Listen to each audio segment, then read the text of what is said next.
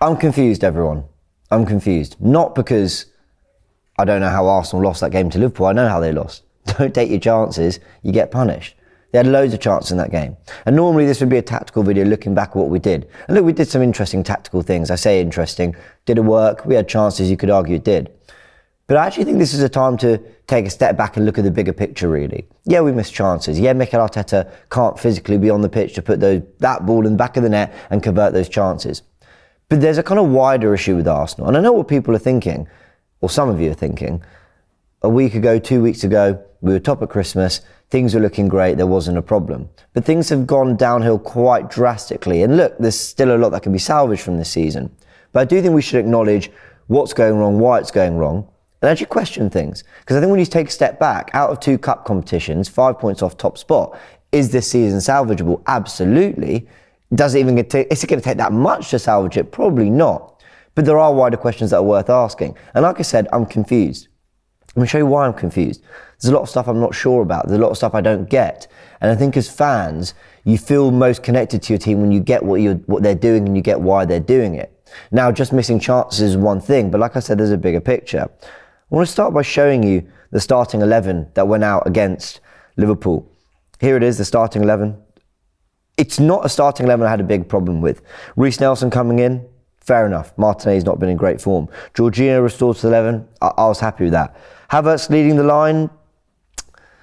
I preferred to try that over going again with Eddie, but of course questions there. And then the back four is not a lot you can do with. But there are 2 players in this 11 that for me, I think really sum up something that's going horribly wrong for Arsenal, or is looking like it's going horribly wrong. And we'll highlight them in blue here. Aaron Ramsdale at one end and Kai Havertz at the other end. 2 positions that for me highlight a really, really big issue at Arsenal. Mikel Arteta spent, or has committed, let's say, because we know that the Ryan money hasn't exactly been spent yet, has committed £100 million worth of Arsenal's transfer fees. We know that Arsenal are in FFP problems right now, or are hesitant to do deals because of FFP and that kind of lingering over us. Because £100 million has gone towards Kai Havertz that hasn't addressed any position. It hasn't addressed Granit Xhaka's absence, and it hasn't addressed the need for a striker. It hasn't really addressed anything. And £30 million is committed to a David Raya deal when Aaron Ramsdale isn't really doing anything wrong. I'm really confused about this. And I think a lot of you could pull up clips of me trying to justify those decisions. I'm a hopeful, I'm a glass half full guy. I want to live with faith and belief that, my football team are trying to do the right things. I believe they're trying to do the right things, but I want to believe that they're doing the right things. And I want to believe that there's a reason why David Raya might give us those extra percentages. There's a reason why Kai Havertz coming in can make a massive difference. And actually there's a surprise factor, and maybe there's the Leverkusen Havertz in there that we're not seeing, and Chelsea ruined him and we're going to get the best out of him. But then you also go, well, Aaron Ramsdale was actually brilliant for most of last season, and Kai Havertz failed at Chelsea despite scoring a Champions League final winning goal. He won them the Champions League and he's not adored. Like, what does that tell you about his stint over 3 years? No, this isn't just about those 2. There's a lot I'm going to come to. But I want to start on that point, because when you look at the 11 that went out against Liverpool, 11 I largely didn't have a problem with, those 2 that were big talking points, Ramsdale coming back in goal and Kai Havertz leading the line, I think those positions really sum up a big problem we've got at Arsenal right now. You can go beyond just Havertz and the signing. You can go into his inclusion as a number 9. Now, I tweeted, the evidence is out there, and I've long advocated for Trossard playing minutes as the false 9 when Gabriel Jesus is missing. And I'm not just making it up. It's not just, oh, Eddie's done badly, try something else. Oh, Havertz has done badly, try something else. Trossard, though through limited appearances, has done really well when starting as that false 9. Let me show you it here. Arsenal's record with Trossard as a false 9, 7 starts, or 7 times Arsenal started with Trossard in that position. They've won 6 of those games. He himself has 8 goals and assists, a lot of them being assists in that area of the pitch. Arsenal have in fact scored 18 goals and conceded 6 in those 7 games with Leandro Trossard as a false 9. He gives us a control, he gives us a dynamism in that front 3, he links up really well with everyone, he drops into the pockets and gets the best out of the midfielders and the forwards. He just knits everything together. But Mikel Arteta was incredibly reluctant to use him as the false 9. That confuses me. I'm confused. I don't know why. Mikel Arteta showed us what Trossard can do as the false nine. He put him there against Leicester. He took Eddie out the 11. Remember, Eddie came, before everyone says, well, Eddie was injured. He didn't stumble across this. Eddie was on the bench and he came on in that game. So he put Trossard as the false nine and we suddenly looked fluid. Martinelli got a goal and he started to find his best form again after that. Arsenal actually, I think, went 7 unbeaten from that point. We have, or maybe that was part of the 7 unbeaten, you get my point. Earlier this season, when Eddie and Jesus were both unavailable, we beat Burnley 3-0 and we scored, was it 6 against Lens? Maybe he didn't start that game up front. I think he did. It might have been the Sevilla one. Or maybe it was. I think it was Sevilla. My point is, we were brilliant both times that he played as a false nine. But he doesn't seem willing to do it, and I'm confused. I go back to the Raya Ramsdale thing, and now I want to talk more specifically about Ramsdale's performance against Liverpool. Starts the game with a brilliant pass over the top to Nelson, puts him through on goal. Now, Raya, who's supposedly a very good distributor of the ball, I think he is. I haven't seen him play that pass. I haven't seen him play the one pass that puts one of our teammates in on goal. I've seen Edison do it. I've seen Alisson do it. Raya, though, a much shorter time at Arsenal, I haven't seen him do it. I then see Aaron Ramsdale pull out a brilliant save to keep it at 0-0 from Luis Diaz as Liverpool are going back into the game. I haven't seen Raya, no, that's a lie, once against Tottenham have I seen Raya pull out the big save. And I've seen a lot of errors. And yet, there's business. We can't do this January because of FFP constraints, because so much money has gone, and a big chunk of it is going on a player and has been on 2 players that aren't clearly addressing anything we needed in this team. So I'm confused. Money that is being spent on positions when we knew we needed an out-and-out 8, we perhaps needed cover for Thomas Partey, we needed depth for Bukayo Saka, we maybe needed something else up front, and we were maybe a little bit light at the back as well. Let me show you Arsenal's injury list. Some of our more injury-prone players. We know Takehiro Tomiyasu is currently away at the Asia Cup, and we know that 3 other players are out injured. Here are the number of injuries that they have had at Arsenal prior to the current injuries they have now and the unavailability they have now. Gabriel Jesus has had 3 knee injuries before this 4th one. They might not all be knee. I think they're all knee injuries. Thomas Partey has had 9. Alexander Zinchenko has had 5. Takehiro Tomiyasu has had 3. He's only just come back from one, played the second half against Fulham. He's now away on international duty, fair enough. And by the way, those 3 spells he's had, Tomiyasu, have been long spells out with injury.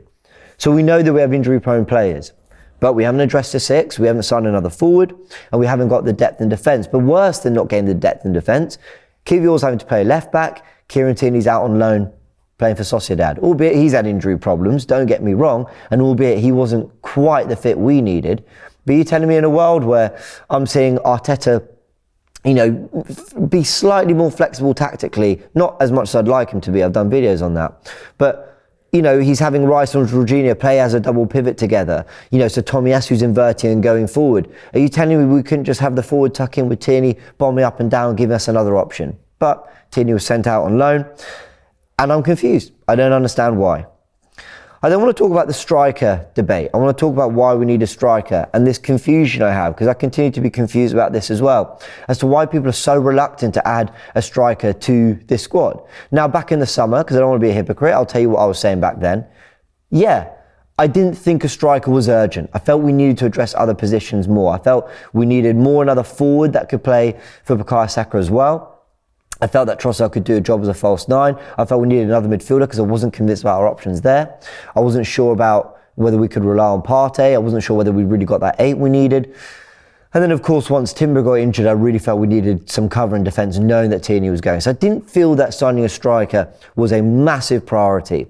But I don't know why people are so against the idea of signing an Ivan Toney, signing a striker, and committing a large transfer fee towards said player. They've got to have the quality, sure, but here's 5 reasons why a striker helps Arsenal. The obvious one is conversion rate. You look at the chances we're missing, you would think a striker punishes teams for the amount of openings and chances that we've been having in recent games. Not so much Fulham, but West Ham, Brighton, which we won, Wolves, which was only a 2-1 win, of course, Aston Villa, and of course, more recently against Liverpool. You think a striker might make a difference. But okay, maybe that's not an exact science. Maybe just signing a striker doesn't make a difference because everyone else needs to fire in front of goal too. Fine. How about the fact that they can bail you out when playing badly? Lee Judge has made this point on Forever Arsenal, he's spot on. When Arsenal aren't playing great like Fulham away, when they aren't just having a bit of a Barron spell in front of goal. A striker is the one that makes up that difference. Is the one that just claws you back into the conversation and goes, okay, we won 3-0, but we probably weren't 3-0 better than the opposition. But a striker can make that difference. It gives you a different style of play. It gives you a different approach to goal. It gives you an ability to go long sometimes, especially if that striker is of a different profile. It gives you an ability to put crosses into the box earlier. It gives you an ability to play through a team a little bit more because you've got a bit more of a battering ram forward. It gives you a different route to goal. It gives you a different way of using Jesus, and that's actually that's my fourth point. It keeps the squad refreshed. It means Saka can come out the 11, Marseille can come out the 11 because Jesus can play on the right or the left. Actually, my word, he's done pretty well when he's played there for Arsenal. Think of the Man City game.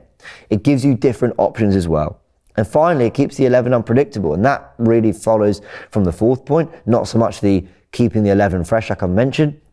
I'm talking tactically when you're facing an opposition that they know what Arsenal are going to throw at them most of the time. You know what we're going to do. The box midfield, the inverted left back, the wide wingers. We tried to throw something a little bit different at them against Liverpool. It kind of worked. I mean, it did work. So we had loads of chances, right? We should have won that game.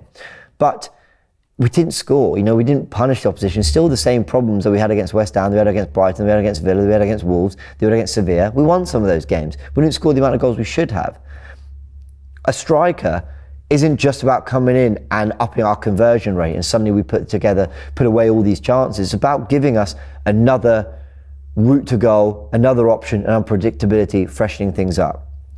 Now, if you don't think that spending money on a striker is needed, maybe in this window alone, you might certainly agree that spending money on our forward line has been largely neglected over the years. Here's some data, here's some evidence. Big thanks to Graham, he sent this through. Money spent on forwards since 2020. Man City, £265 million. And they had all the goal scorers, they had the Centurions, they were fronting in front of goal, and yet they kept adding to the forward line. Liverpool, 215 million, so that's a £50 million drop there.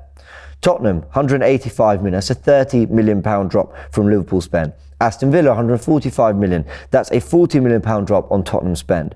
Aston Villa's 145 million pound spend is more than double Arsenal's 65 million pound spend on forwards since 2020. In fact, the only amount of forwards we have signed, I'll show you it here. We've signed 3 forwards worth 65 million. It's maybe a little bit more than that because Trossard, I think the fees fluctuates. But on Jesus, Trossard and Willian, those are the only forwards we have signed under Mikel Arteta, and 2 of them weren't designed well. 2 of them were squad players. Willian, was he designed to be a first teamer? Maybe. I don't know. So only Jesus is the legitimate upgrading to the forward line that we have seen in 8-9 windows under Mikel Arteta. Let's look at some of those other positions. Goalkeepers, 5 we signed. 5 goalkeepers for 61 million altogether. There's an asterisk there because the Raya deal still to officially go through. We signed 10 defenders, 160 million pounds worth. We've signed 7 midfielders, 293 million pounds worth of midfielders. And yet who is linked? There's a breaking news video. Go check out on AFTV. Amadou Onana, who I really rate, by the way. I'd like to see him at Arsenal. He's been linked. 50 million pounds it might take. Okay. Kai Havertz for 65 million. What's happening there? Fabio Vieira was 35 million. Jorginho, 12 million, to be fair, has done a job. Partey for 45 million. He's been injury prone. He's not been available. Declan Rice, 100 million pounds. Lokonga, 20 million pounds. We have addressed his position. Odegaard, 35 million. I'm not listing them all because they've been failures. They haven't. Rice, Odegaard, a lot of them brilliant. Partey, brilliant but injury prone. Jorginho's done a job for 12 million. I hear it, but I'm confused again. Because it now looks like we're trying to sign another midfielder, but I'm wondering what's going on with all these other ones you've had. Smith Rowe, who you gave a new deal to. I'm confused that we are in another transfer window looking to address the midfield. And apparently a defender might be a priority too. But why'd you let Tierney go on loan? And this isn't all hindsight stuff, guys. Go look at what we were saying on transfer deadline day at the end of this window. Go look at what we've said going into every window about what we want Arsenal to do with their business. It's always been get depth for Saka, get depth to the forward line, and actually make sure we're not left short in any position. And we have been in certain areas, and quite frankly, no one was calling for the signing of Kai Havertz. To conclude this video, I'm very confused, and I don't want to sit here going, because I've calmed down a little bit since the result. The reality is we've lost 3 games in a row, but I actually think we played well enough to win 2 of them. I don't think Arsenal are playing terribly. We're getting cooked by rival fans and media. I've been furious with Arteta and the team, but not all hope is lost. Like the season, it's not a disaster yet. I'm really disappointed we're out of 2 cup competitions and our performances in those cups have been a disaster. But the season is really salvageable. We can still be an incredibly competitive team, and call me crazy, I still think we can do something special in these other competitions. But my word, we need to fix up. And that means the use of our resources has to be better in the transfer window. The use of our squad has to be better. If Jesus is out, play Trossard. It's where he plays his best football. Jorginho comes in and guess what? Looks brilliant against Liverpool. Keep that midfield balance, because it's our best midfield balance. When you play midfielders in midfield, they look better. When you play central midfielders in the 8, they look better. Not Vieira, who's a 10 shoehorned in there. Not Smith Rowe's a 10 shoehorned in there. Not Havertz, who is, I don't know, a shadow striker, something shoehorned in there. Get players in their positions. Get players who've done well in certain areas, playing in those areas of the pitch, and we can do well. We can turn this around quickly. Not all hope is lost. Absolutely not all hope is lost. But I'm confused. I'm confused that we're out of 2 cup competitions, 5 points off top, and some decisions have been made with the 11 week to week, with certain tactics, with the allocation of resources, funds, transfers, whatever it might be. I'm confused about some of the decisions we've made. Luckily though, I feel like it's all very salvageable. Let me know in the comment section below if you think it is too. Hit the like button if you enjoyed this video. Let me know if you're feeling confused too. I certainly am. And if you can help alleviate some of that confusion, explain some of what's going on to me in the comments, please do. I'll be reading through them. Subscribe to AFTV. Let's take this 2-week break seriously. Let's refresh and let's come back, siege mentality, ready to just go all out, really go all out and have a big 2024. Because it's possible. Let's do that. Come on, Arsenal. We can turn this around.